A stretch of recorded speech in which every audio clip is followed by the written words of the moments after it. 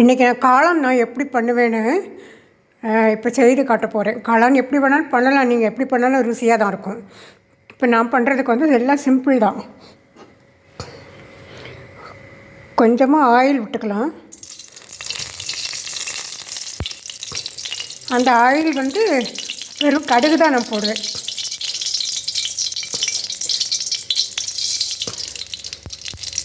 கடுகு போட்டு பொடிஞ்ச உடனே காளான் ஏற்கனவே நம்ம கழுவி வெட்டி வச்சுருக்குறோம். உப்பு போட்டு நான் வந்து எப்போவுமே இது பண்ணுவேன், கழுவுவேன். உப்பு எது காளானில் போடுறோன்னா நமக்கு தெரியும், அதுவே பங்கஸில் உருவாகிறது தான். அதனால் நம்ம கொஞ்சம் இதை போட்டுக்கலாம். உப்பு போட்டு தண்ணியில் இருந்து இந்த வெட்டின காளான் எல்லாம் எடுத்து கடுகு பொடிஞ்சிருக்கு இல்லையா, அந்த ஆயிலே வந்து நம்ம போடலாம். இதுக்கு நிறைய தண்ணியே ஊற்றக்கூடாது நியாயமாக. ஏன்னா இது வந்து இதுவே தண்ணி விடும் நிறைய. அதனால் வெறும் தண்ணி விடாமல் நீங்கள் இதை போட்டுட்டு ஒரு நிமிஷம்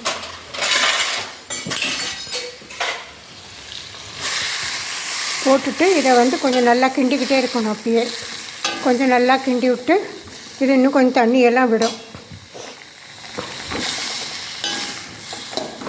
ஏற்கனவே நம்ம உப்பில் போட்டு கழுவி வச்சுருக்கிறதுனால நம்ம குக் பண்ணும்போது கொஞ்சமாக உப்பு போட்டுட்டு அதையெல்லாம் சேர்ந்து வரும்போது நம்ம அதை வந்து அப்போ டேஸ்ட் பண்ணிக்கலாம். இப்போ இதில் நான் என்ன சேர்க்க போகிறேன்னா, கொஞ்சம் இது வந்து தேங்காய் பால் வேண்டாம். முதல்ல இது வந்து டொமேட்டோ பூரின்னு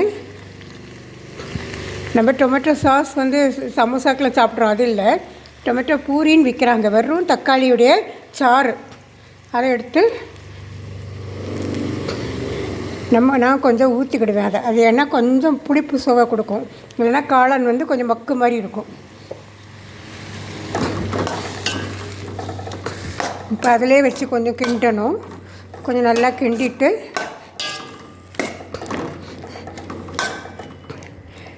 அது கொஞ்சம் கொதிக்கும்போது நம்ம வந்து அடுத்தது போடலாம்.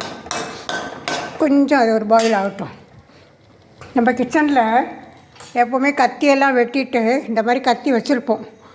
அதை என்ன பண்ணுவோன்னா அப்படியே அடுப்பங்கரையில் எங்கேயாவது வச்சுருவோம். அப்படி நீங்கள் வைக்காமல் அந்த கத்தியை அப்பப்போ குக் பண்ணோன்னு அதை வாஷ் பண்ணி தனியாக எங்கேயாவது கண்ணில் படாமல் வைங்க. அது சின்ன பிள்ளைகள் கையில் படாமலும் இருக்கும்.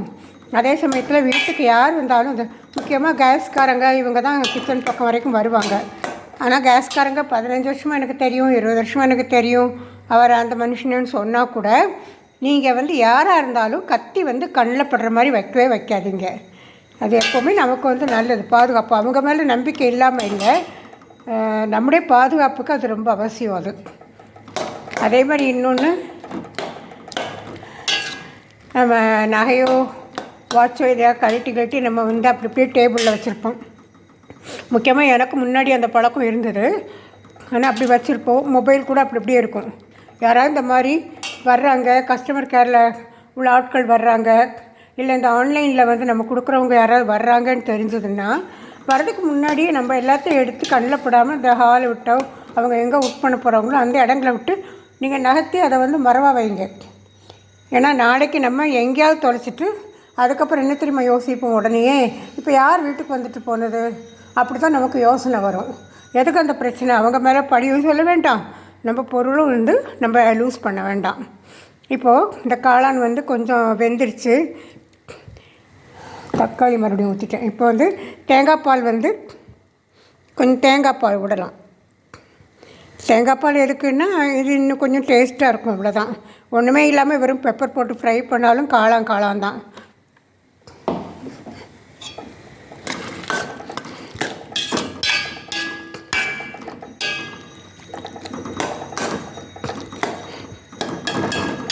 இப்போ அதை ஒரு கொதி வரட்டும்.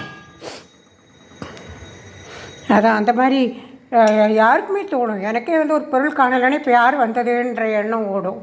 நம்ம தப்பு பண்ணிவிட்டு வர்றவங்கள வந்து சந்தேக பார்வையோடு பார்க்கவே கூடாது ஒரு நாளும். அது யாராக இருந்தாலும் நம்ம பொருளை வந்து பத்திரமா வச்சுட்டோன்னா நமக்கு அந்த பிரச்சனை ஒரு நாளும் வரவே வராது. இப்போ கொஞ்சம் சால்ட் பார்த்துக்கலாம்.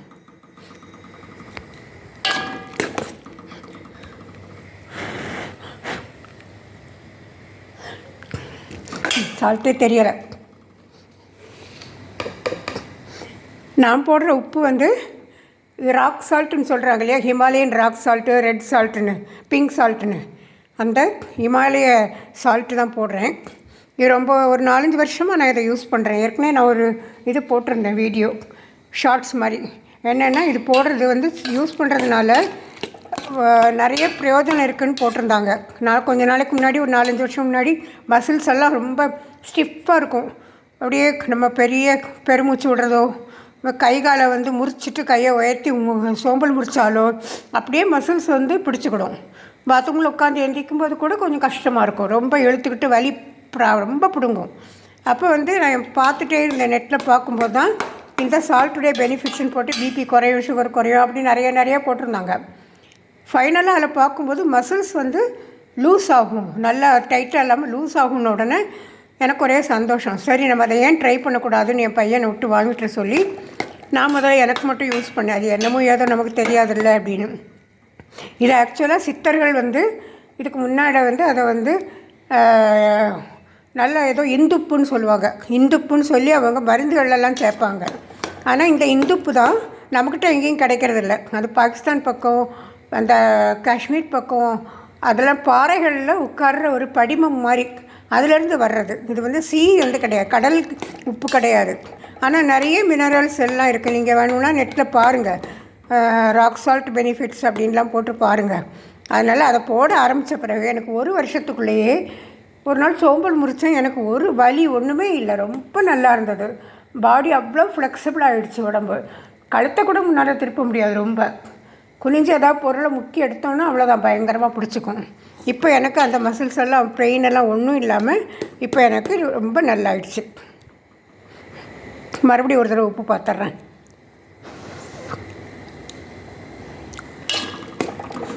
உப்பு, தேங்காய் பால் வாசனை எல்லாம் ரொம்ப கரெக்டாக இருக்குது. இப்போது கொஞ்சம் மிளகாப்பொடி போடலான்னு நினைக்கிறேன்.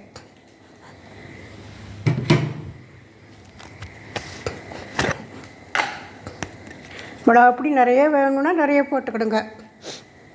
நான் ரொம்ப காரம் சேர்க்க மாட்டேன், மீடியமாக சேர்ப்பேன்.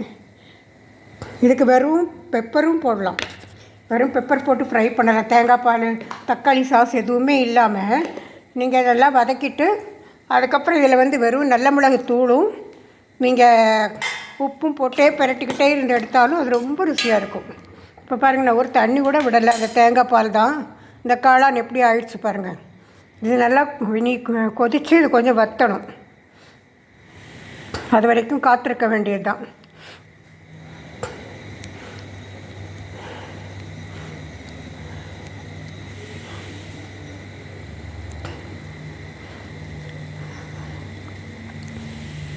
நல்ல டேஸ்ட்டாக இருக்கும். இது வந்து சாம்பார் கூட, எந்த டிஷ்னாலும், தயிர் சாத்து கூட ரொம்ப ரொம்ப நல்லாயிருக்கும். இது காளான் வந்து ரொம்ப சத்து உள்ளது, புரத சத்து அதிகமாக இருக்குது, ப்ரோட்டீன்லான்றாங்க அப்படின்னு சொல்கிறாங்க. நமக்கு டைஜஸ்ட் ஆகிறதுக்கும் ஈஸி. இந்த கறி கிடையாது, இது வந்து நான்வெஜிடேரியனே கிடையாது, பூமியிலேருந்து செடி மாதிரி வர்றது தான் மழை காலத்தில். இது கடவுள் நமக்கு இயற்கையாக கொடுத்த ஒரு நல்ல சத்துள்ள ஒரு பண்டம்.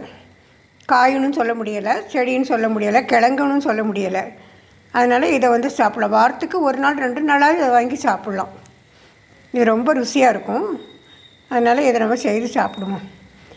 சரி ஃப்ரெண்ட்ஸ், இது வத்துற வரைக்கும் உங்களை வந்து வெயிட் பண்ண வேண்டாம், அது பாட்டுக்கு வத்தட்டும். இதை வற்றின பிறகு நான் வந்து ஒரு ஃபோட்டோ மட்டும் எடுத்து நான் இதில் ஆட் பண்ண பார்க்குறேன். எனக்கு அதில் எப்படி எடிட் பண்ணி சேர்க்கணுன்னு தெரியலை, பட் இதுதான் ப்ராசஸ். சரி, நீங்களும் செய்து பாருங்கள். நல்லா இருந்தால் எனக்கு வந்து அதை கமெண்ட்டில் கொடுங்க. ஒருத்தர் கூட ஒரு கமெண்ட்டும் கிடையாது, ஒன்றும் இல்லை. எனக்கு ஒரு கமெண்ட் கொடுத்தா தானே நான் பண்ணுற தப்பா ரைட்டா, அதில் என்ன நான் வந்து திருத்திக்கிடணும் எல்லாம் தெரியும் இல்லையா. அந்த மாதிரி இன்னொன்று, நம்ம சப்ஸ்கிரைப் பண்ணுறது வந்து நானும் ஆரம்பத்தில் சப்ஸ்கிரைப்னு வந்தோடனே இப்படி சப்ஸ்கிரைப் பண்ணும்போது நமக்கு பைசா கையை விட்டு போயிடும் போல் இருக்குது, நம்ம பணம் கட்டணும் போல் இருக்குது, அப்படியெல்லாம் நினச்சிருக்கேன் நிறைய பேருடைய வீடியோஸ் பார்க்கும்போது. அப்புறம் பார்த்தா அது ஒன்றுமே கிடையாது. நம்ம சப்ஸ்கிரைப் பண்ணுறது வந்து ஒரு 10 பைசா கூட செலவில்லை. ஒரு கிளிக் பட்டன், அது பக்கத்தில் உள்ள பெல் பட்டனோட தான். இது என்னன்னா நமக்கு அந்த அவங்க அதே குறிப்பிட்ட ஆள் வந்து போடுற நோட்டிஃபிகேஷன் எல்லாம் நமக்கு உடனுடனே வரும். இன்னொன்று, அவங்களுக்கும் அதில் லாபம் இருக்குது. நிறைய பேர் அவங்கள வந்து சப்ஸ்கிரைப் பண்ணாங்கன்னா அவங்களுக்கும் அதில் ஒரு ப்ராஃபிட் இருக்குது. அப்போ நம்ம அப்படி என்கரேஜ் பண்ணணும் இல்லையா. நான் நிறைய ட்ராவல் ப்ளாகு, அப்புறம் இந்த ஹெல்த் சம்மந்தமாக எல்லாம் பார்ப்பேன். ஆனால் எல்லாத்தையும் ஃபாலோ பண்ண மாட்டேன். அதில் எதெல்லாம் குறிப்பாக திருப்பி எல்லோரும் சொல்கிறாங்களோ நல்லதுன்னு அதை நான் பார்த்து நான் வந்து எடுத்துக்கிடுவேன். அப்போ அந்த மாதிரி பார்க்கும்போது எல்லாத்தையுமே நான் சப்ஸ்கிரைப், நிறைய ஹெல்த்து இது, அப்புறம் நிறைய ட்ராவல் ப்ளாக் பார்க்குறேன். நம்ம போக முடியாத இடங்களுக்கு நிறைய பேர் போகிறாங்க, நல்லா போடுறாங்க. அதனால் அந்த யங்ஸ்டர்ஸ் போடுறாங்க. குறிப்பாக அதில் வந்து பேக் பேக்கர் குமார்னு ஒருத்தர், அவர் அந்த பையன் வந்து ஈரோடு சேர்ந்த ஒரு இளைஞர் தான். அவர் போடும்போது ஆரம்பத்தில் என்னுடைய வீடியோக்கள் வந்து ரா அண்ட் ரியல்னால் அப்படியே ஆஸ் இட் இஸ் நான் போடுறேன் அப்படின்னு. இதே மாதிரி தான் நானும் போடுறேன். இது வந்து ரா அண்ட் ரியல் தான். இதுக்கு என்னுடைய நல்ல டேபிள் கிளாத் போட்டு ஷைனிங்காக அலங்காரம் எதுவுமே நான் செய்யலை. நான் என்ன பண்ணுறேனோ அதை நான் அப்படியே தான் நான் போடுறேன். அதனால் இதுவும் ரா அண்ட் ரியல் தான். நீங்கள் பிடிச்சுன்னா நீங்கள் வந்து ஒரு லைக்கும் போடுங்க, உங்கள் கமெண்ட்ஸ் கொடுங்க. எனக்கு கமெண்ட்ஸ் வந்து என்னை என்கரேஜ் பண்ணும் இல்லையா. நான் பாட்டுக்கு நான் ஏதோ பேசிகிட்டே இருக்கிறேன், எதிராளி ஒன்றுமே பேசாத மாதிரி எனக்கு இருக்கும். கொஞ்சம் போடுங்க, ஏதாவது ஒன்று போடுங்க. ஓகே, இது வத்தின உடனே நம்ம இதை எடுக்க வேண்டியது தான். அது வரைக்கும் நமக்கு டைம் போகிறதுக்காக தான் நான் இந்த சில குறிப்புகள்லாம் உங்களுக்கு சொல்லிக்கிட்டே இருந்தேன். அந்த மாதிரி இன்னும் சின்ன பிள்ளைகள், குழந்த பிள்ளைகள்னால் ஒரு 5-6 வயசுக்கு மேலே உள்ள பிள்ளைகள், பையன்மாருக்கு தான் முக்கியமாக இந்த பிரச்சனை வரும். என்னென்னா ஒன் பாத்ரூம் போகும்போது அதுங்களுக்கு சூட்டு பிடிப்பு மாதிரி சுருக்குன்னு அது போக முடியாமல் அது வந்து அழும். அப்போது வந்து நம்ம அதுக்கு முன்னால் நிறைய தண்ணியெல்லாம் நம்ம கொடுக்கணும். சில சமயம் பிள்ளைகள் தண்ணி குடிக்காது. அப்போ இந்த பிரச்சனை வந்து அழும்போது புளியங்கொட்டை இருக்கு இல்லையா, அந்த புளியங்கொட்டையை எடுத்து 1-2 எடுத்து வாயில் போட்டு சும்மா கொஞ்சம் நேரம் ஊற வச்சுட்டு விழுங்கக்கூடாதுன்னு சொல்லுங்கள். அதை வந்து ஒன்று கொடுத்தா கூட போதும், கொஞ்சம் நேரம் வாயிலே போட்டுருங்க. அது ஊறி வாயில் அந்த எச்சையோடு சேர்ந்து அந்த தண்ணி அதை குடிக்கும்போது உள்ளே இறங்கும்போது இது இறங்க அந்த சூட்டு பிடிப்பு வந்து அதுக்கு வந்து போயிடும். இந்த புளியங்கொட்டை வந்து விஷம் கிடையாது, நான் டாக்டரும் கிடையாது. இதெல்லாம் பாட்டி அம்மா இவங்கெல்லாம் சொல்லி நான் ஃபாலோ பண்ணுற விஷயங்கள் தான். அப்போ இந்த புளியங்கொட்டையை வந்து கிராமத்துலலாம் வறுத்து அதை ஒரு ஸ்நாக்ஸாக கூட சாப்பிட்றாங்க. நம்ம வந்து ரொம்ப இங்கே வேறு ஸ்நாக்ஸ் நமக்கு கிடைக்கிறதுனால நம்ம சாப்பிட்றதில்ல. ஆனால் புளியங்கொட்டை நல்லது. கொஞ்சம் புளி கரைக்கும் போது கொட்டை இருந்தால் எடுத்து வச்சுக்கிடுங்க, யாருக்குமே நல்லது. சுருன்னு சூட்டு பிடிப்பு மாதிரி இருந்துன்னா இதை வந்து நம்ம யூஸ் பண்ணலாம். இன்னொன்று பார்லி வாட்டர் ரொம்ப நல்லது. கொஞ்சம் பார்லி, ஒரு கை இப்படி பார்லி எடுத்து கொஞ்சம் நிறைய தண்ணியில் போட்டு 2-3 கொதிக்க வச்சு இறக்கி வச்சுருங்க.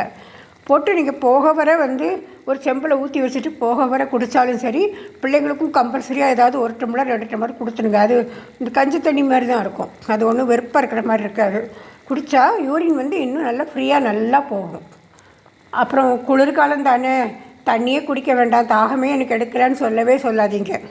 நாங்கள் பெங்களூர் வந்த புதுசில் எங்கள் அம்மா எனக்கு சொன்னது, அம்மா குளிர் ரொம்ப ஜாஸ்தியாக இருக்குமா, தண்ணி தாகமே எடுக்கலைன்னு சொன்னப்போ அவங்க முதல்ல சொன்னது வந்து தண்ணி தாகம் எடுத்தாலும் எடுக்காட்டியும் நீ தண்ணி குடிக்காமல் இருக்கக்கூடாதுன்னு. ஏன்னா அந்த உடம்புல நீர் வத்துறதுன்னு சொல்லுவாங்க, இந்த டீஹைட்ரேஷன்னு. அது நீர் வத்துறது நமக்கே தெரியாது. அந்த டீஹைட்ரேஷன் தான் ரொம்ப பொல்லாதது. தண்ணி வத்துறது தெரியாமல் தான் எங்கேயாவது வெயிலில் போகும்போது சிலர் மயக்கம் போட்டு விழுறது. தண்ணி நிறைய நம்ம குடிக்கணும்.